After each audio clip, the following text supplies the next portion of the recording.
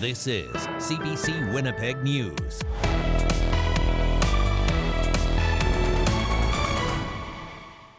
Downstate, good evening. Thank you for joining us. I'm Sheila North. Janet Stewart is away.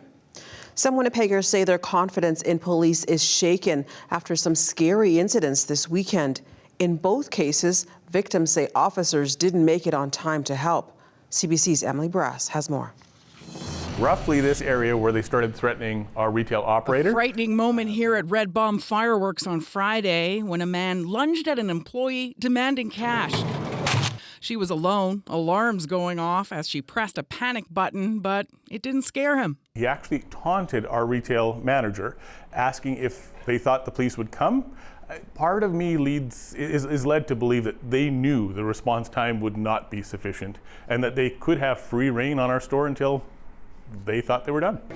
The worker ran into the back, shutting herself into a safe room, then waited 40 minutes for police. The suspect had long since left, heading east on Portage Avenue on foot. Police say it took 22 minutes to arrive since they were not immediately contacted by the alarm company. The owner says staff is still shaken up. It's not the first time he's reported crimes to police. There's never any action. And if there is action, it's not communicated to us. So me and my friend were over there. Around 7:30 the next evening, Micah Arpin-Ricci was left waiting by police.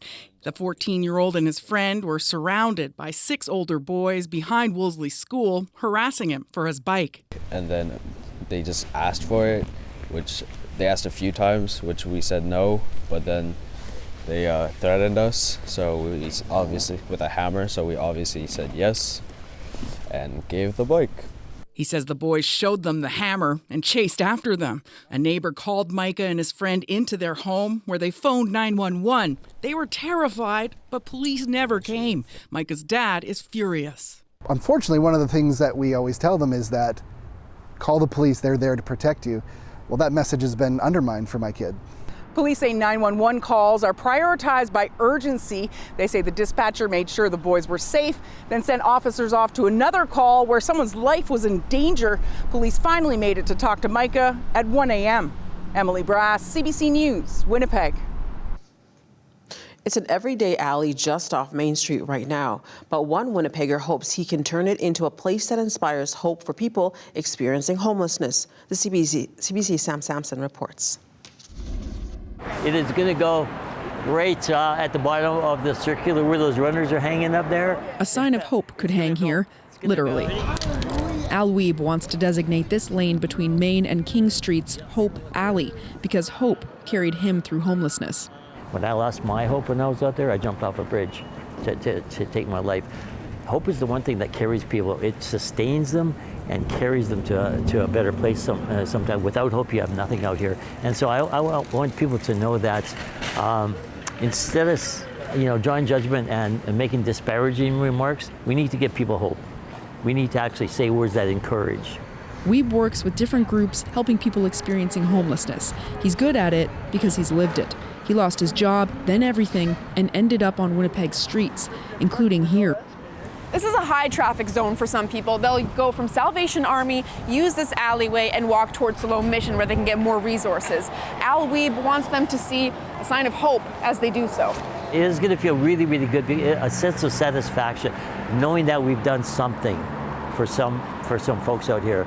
It's not a big thing, but it's something. Weeb holds a memorial here every year to remember people who died while homeless. But he wants to make this spot nicer for people who are working through it. He helped get these benches a few weeks ago, and he wants murals on these walls. The local city councillor is offering to pay for the sign, but the idea for Hope Alley is 2 years old. Groups that work with Winnipeg's homeless population wrote support letters for it in June 2020. Addressing homelessness has been painfully slow. And the fact that it takes 2 years for just a sign to say this is Hope Alley is an indication of our progress on homelessness, to be perfectly blunt. We're building housing, affordable housing, at a pace that's slower than the pace that we're losing it. Some city councillors will vote on whether or not to approve the sign this Thursday, possibly changing the story of this alley. Sam Sampson, CBC News, Winnipeg. The Provincial Watchdog is recommending assault charges be laid against an Rcmp officer after an incident at the Richardson International Airport. It happened on August 1st, 2019, when two Rcmp officers were arresting a man. The man can be heard repeatedly saying, "I can't breathe." It came months before the death of George Floyd in Minneapolis. Earlier this month, Rcmp notified the Independent Investigation Unit about the incident. In its report today, the IIU says following an investigation, a summons has been issued for Constable Eric Guerian to appear in court on a charge of assault. He heads to court on September 26th. And many people from Winnipeg's Filipino community are gearing up to eat leftover vegetables after Sunday's Upo Festival. About 100 people gathered together to celebrate Upo. It's a vegetable grown in the Philippines. Upo festivals hold competitions to see who can grow the longest and heaviest Upos. Brix de la Carmen won last year's longest Upo award with an Upo that measured almost 2 meters long. It grows fast like a zucchini. If you don't look at it in the next day, it will grow very big. It's the same thing with the Upo, but except in an ethnic version. Organizer Leila Castro hopes after the event, more people are inspired to start growing their vegetable gardens. For those who missed it, Upo Festival will be back next summer.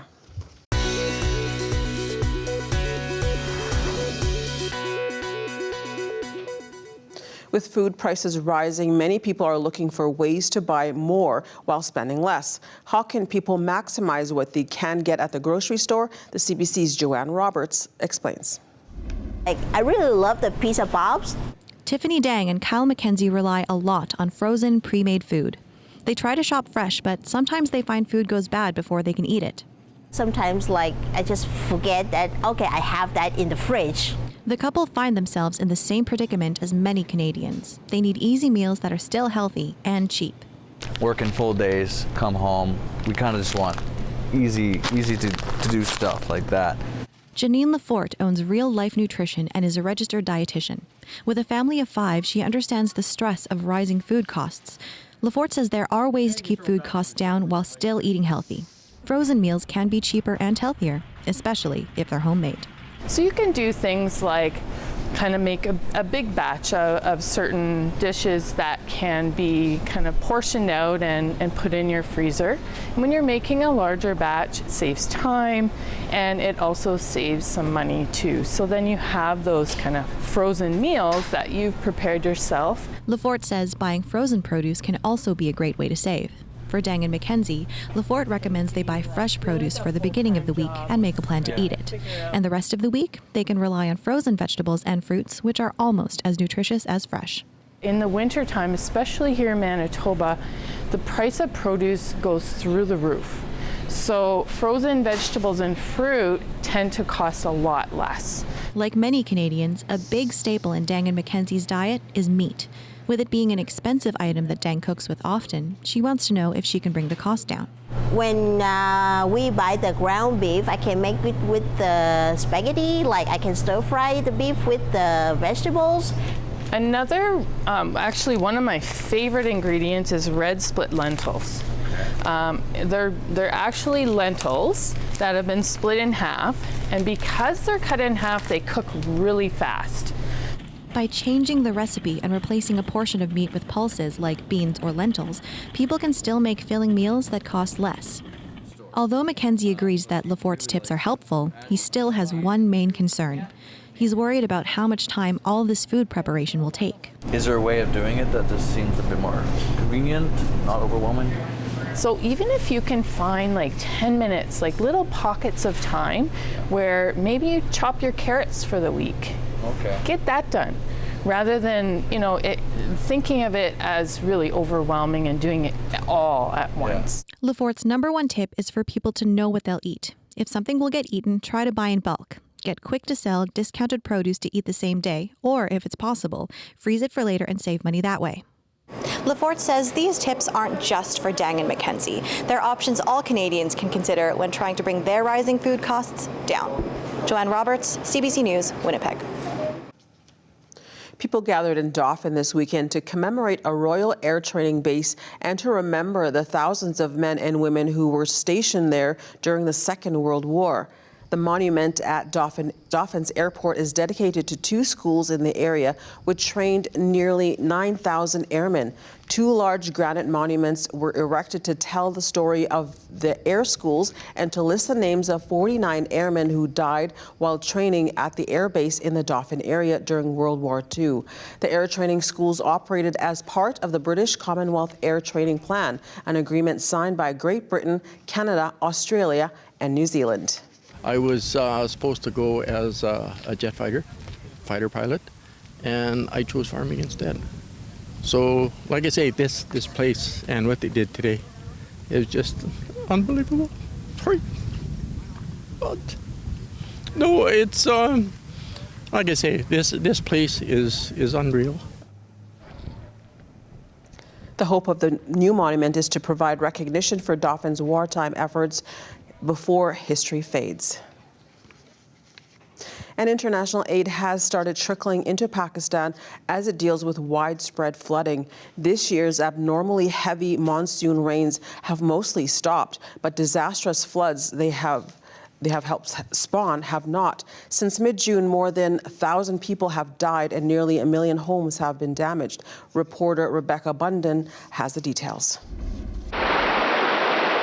The extreme flooding in Pakistan amid torrential monsoon rains is considered one of the worst floods in recent history. It's been declared a national emergency. Millions of people have been displaced. Hundreds of thousands of homes have been destroyed. Crops and villages have been swept away as rivers swell. There are reports of people being swept away, including children, and others have been killed by landslides. Millions of people are in need of food, shelter and water, but it's been hard for rescue teams to reach some flood-affected areas because roads have been destroyed and the only way to get to some parts is by helicopter. Rescue operations are ongoing, including by the armed forces, as they try to get people to safety. Pakistan's government is blaming climate change for the flooding. Some countries have already lent support, but Pakistan is calling for more international financial aid to help it manage this situation. It's estimated that rehabilitation and reconstruction efforts could take years, given the extent of the damage. Rebecca Bundan for CBC News, Mumbai. Here in Winnipeg, Pakistani Winnipeggers are asking for Canada's help. The CBC's Lamia Abuzaid has a story. A chaotic scene across much of Pakistan. Flash flooding from heavy rain bringing misery to millions. It washed away villages and crops, leaving more than 1,000 dead. Helicopters are airlifting many to safety, but Masroor Khan says it's not enough. He's on his way from Winnipeg to Pakistan to help with survival efforts. The food insecurity is a big issue right now, so that will be our focus. So basically, it is all about those survival efforts that we can make, the critical survival issues that people face right now. We will be only focusing our efforts over there. He leads the Canada-Pakistan Trade and Cultural Association of Manitoba. It's teaming up with Manitoba Islamic Association and others to raise relief funds. When the floods, settle down, we will be focusing on, also, in reconstruction efforts, in rehabilitation efforts, in, making sure that people start their lives back normally. Khan says he hopes Canadians come together to help save lives. Make efforts to, get in contact with us to see how they can help, fundraise. Fundraising is, of course, the biggest thing that we can do right now. Hamad Khan is the general president of the Pakistan Business Association in Winnipeg. He says Pakistan experienced similar flooding in 2010. His organization raised $200,000 then, which the Manitoba government matched. This is a humanitarian effort. It doesn't matter what part of the world that we live in, where we come from. We're just helping another human being. And so I'm appealing all friendly Manitobans to step up as they always have been. A spokesperson for the Manitoba Islamic Association says a fundraiser is planned for the first week of September. Lamia Abuzaid, CBC News, Winnipeg.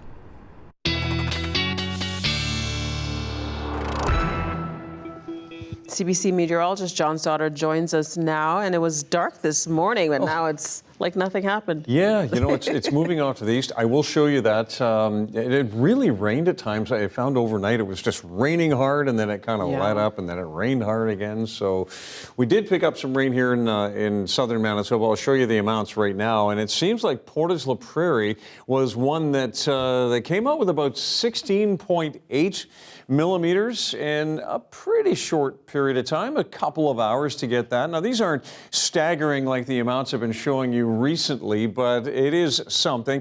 Sanford about 9, Lorette about 6, Lockport 14. In Winnipeg, it was anywhere between 3 and 11. The 11 seemed to be in the south end of the city, and the 3 was more in the west end of the city. So that all comes to us from Kokora's network, a network of weather spotters who measure rain for us, and snow too, which we're not going to talk about just yet. 22 is my forecast high. Actually, it was 21. We're at 22 now. Winds still gusty as expected. Northwest 30, gusting to 54 kilometers per hour. And that's why there was a warning for some high wave action in areas along the Manitoba lakes. Lake Manitoba, Lake Winnipeg, the leeward shores of those lakes getting some pretty high waves, and water could come up several feet very briefly. There's the rain that was with us this morning. Now, if radar did extend to the north, all of this cloud would be spitting out rain right about now. But moving through Dryden out towards Sioux Lookout, down around Fort Francis and International Falls. And we do have a rainfall warning across northern Manitoba, particularly along the Hudson Bay coast, locally up to 50 millimeters, but north of Churchill is where we could see amounts as high as 70 millimeters up toward Arviat. And all through the night tonight and through the day tomorrow, we're going to see winds north or northeast coming off the bay at about 70 kilometers per hour. There's the forecast model there, and you can see this low kind of churns around the Hudson Bay and continues to bring moisture onto the coast in the far north, and some very gusty winds. And you can see the pressure gradient tightening up. That's the thin black lines you see there. All while in the south, we are in sunshine, and this is a weather pattern that is again going to hold for a while. It looks like a dry stretch that will take us through the rest of this week, through the weekend, and well on into next week. We've got a strong surface high pressure here, and we've got an upper level pattern that is going to keep us in the dry and warm air for a while. It changes around a little bit this week. So the hottest air in North America is again in the U.S. Southwest, but you see this little bump in the jet stream by Thursday. That's 30-degree heat in southern Manitoba, but it's also some very strong winds out of the south. And then as we get into Friday, Saturday, there's a bit of a cool down, but in through the weekend, this is Saturday at supper time, we're starting to warm up again and see the colder air, the trough in the upper pattern, moving out to the east. So we're going to see it go up and down a little bit through this week, but what is certain, or more certain, is that we will stay with dry weather and sunny weather. Good news for those trying to get out onto the fields and start the harvest or continue the harvest, depending on what you're growing. 14 in the morning turns into a 27 in the afternoon. Here, northwest winds still 20 to 40, stronger outside the city and certainly stronger out over the lakes. 28 Wednesday, 30 on Thursday, and we settle back to a sunny 23 on Friday. Weather update is brought to you by Home Equip, your trusted local source for Pride Mobility scooters. From sales to rental and repair, our team is here to serve you.